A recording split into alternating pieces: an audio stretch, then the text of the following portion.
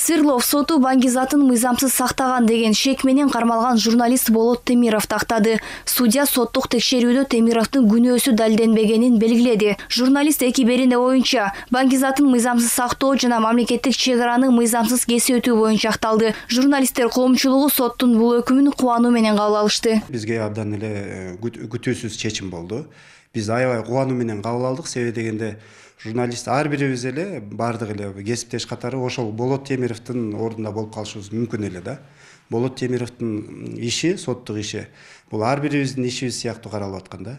Анан кийин ошондуктан бул абдан кубаныч менен кабыл алынды. Өз кезегинде мамлекеттик айыптоочу Болот Темировдун күнөөсүн талап кылган 4 эпизоддун ар бири үчүн тагыраагы паспорт алуу, чек арадан мыйзамсыз өтүү, Баңгизат сактоо боюнча прокурор 21 сентябрдагы отурумунда 4 жылга эркинен ажыратууну өтүнгөн. Ал эми жазаларды кошуу менен жалпысынан 5 жыл жалпы режимдеги колонияда өтөө суралган. На сегодняшний день это серьезнейший показатель такой судебный. Бүгүнкү күндө бул соттун чечими сот реформасындагы олуттуу көрүнүш. Бул сот системасы туура багытта баратканынан кабар берет. Себеби мамлекеттик айыптоого карабастан сот өз алдынча мыйзамга таянып чечим чыгарып жатат. Соттун ишине эч ким кийлигише алган эмес. Менин оюм боюнча ушундай ыргак менен биз жакшы жакка баратабыз. Прокурордун айыптоо өтүнүшүнө карабай Свердлов соту акыйкат чечим чыгарды дешет эксперттер. Алардын айтымында Болот Темировдун акталып чыгышы сот системасынын көз карандысыздыкка умтулганынан кабар берет. Бул судья өзүнүн судьялык чоң милдетин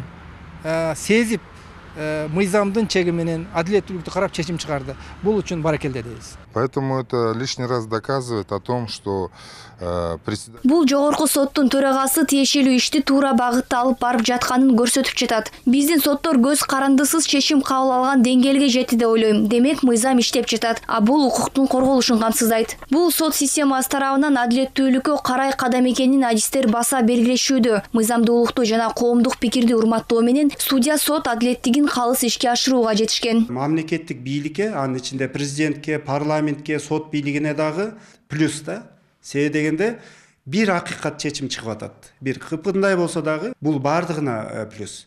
Президентке эмес, парламентке дагы, сот системасына дагы бардыгына плюс да. Жалпы мамлекетке плюс. Себеби дегенде Болот Темиров эгер кечөөнү камалып кете турган болсо, анда мамлекеттин сөз эркиндиги боюнча индекстери дароо түшүп кетмек да. Ошол соттун көз карандысыздыгы мына быйыл именно ушул Болот Темиров мырзанын акталышында күбө болуп отурабыз.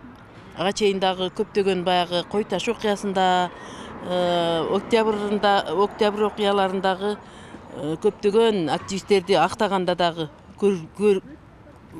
байкадык, көрдүк көз жүз менен.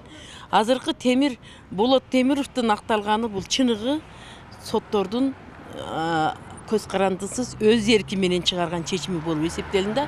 Муну бүтүндөй кыргызстандыктар жакшы туура кабыл алып атабыз. Эске салсак, Болот Темиров Лайфтын негиздөөчүсү. Ал иликтөө жана маалыматтарды текшерүү менен алектенет. Журналист ушул жылдын январь айынын аягында камакка алынган.